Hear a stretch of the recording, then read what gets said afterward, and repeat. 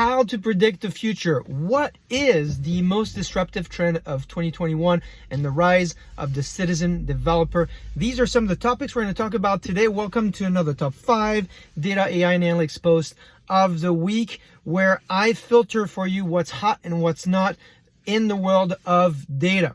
Now, as always, remember that if you click on the link down below, you will get access to my blog, as well as all the resources and references that I'm using here, nicely packaged in a slide deck that you can use and share with your friends to make you and make them look smarter. In fact, before we get started, I want to thank every single one of you for being so active throughout the week, commenting on the posts that matter to you, sending me articles, liking, sharing reports, and helping all of us to get smarter. Your engagement is really important because it helps us learn from each other in a very active way. So thank you again for liking, sharing, commenting. Let's get started with our top 5 topics of the week. So what is the hottest and most disruptive trend of 2021? Is it robots? Is it HR analytics? Is it blockchain? Nope.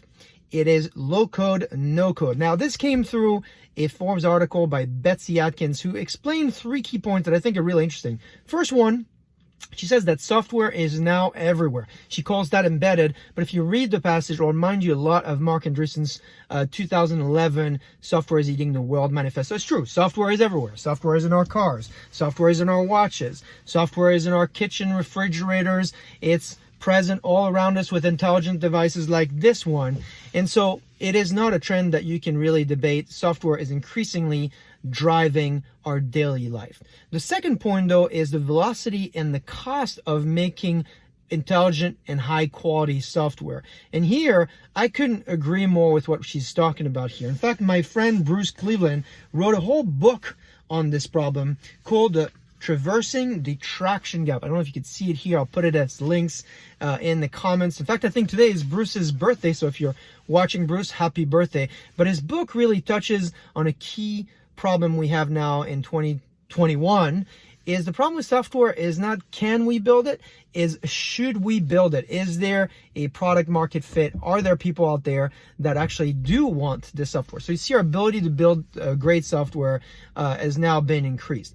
In fact, if you're looking for another data point for that, take a look at Scott Brinker's work. Scott has built this thing he calls the MarTech Stack Technology Landscape, and he looks at all the software in the marketing arena that's available. He's been doing this since 2011. He started with 150 companies. Do you know how many companies he's got today? 8,000 companies in that landscape. So it really shows you the ability to produce more and more software to address specific use cases. But this brings us to why low code and no code is interesting for your organization, for your business users, and everyday users. Is the rise of citizen developers is been produced by this idea that you can use now software that allows you to combine multiple components to build great application. And you'll find research that really backs up this trend. If you look at Gartner's research and the work that Julian Sung has done on composite applications, really witnessing here the ability to combine assets in a cloud first and API first ecosystem is becoming easier now to assemble components by more people, so you can now build applications that fit very specific use cases. And if you don't believe me there, and you don't like to just look at Gartner's research, take a look at this week's Forrester prediction for 2021. They have a guide that they've built, and you'll find a great quote in there on how AI and software components are being used.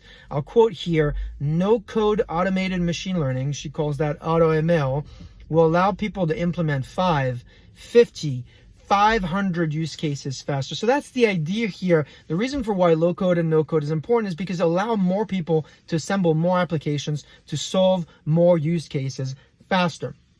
Now, since we're talking about now technology driving value faster, I want to point you to great work from Joshua Starmer. Now, you've heard me talk about folks like Eric Weber and David Langer who've done a fantastic job producing content online, if you like data science and stats. And Josh has created really a great site called statquest.org. Again, I'll put the link down it for you. Really amazing content if you want to brush up on statistics and data science. Really connect with him. He's a great guy to engage with. And if you have a question for him, I'm sure he's got a class for you. So take a look at that. Again, I'll add the link for you if you want to use some of the slow days in December to brush up on stats and data science. And then as we close, we've talked about software, we've talked about taking classes and building knowledge, but there's also a lot to learn about innovative and out-of-the-box thinking. So I'll tell you the story here that's actually been shared to me by a couple of friends, the story of a mathematician during the Second World War, Abraham Waltz. And I don't know if you know this story, but this is basically someone that's helped reduce the number of casualties of planes coming back from the battle.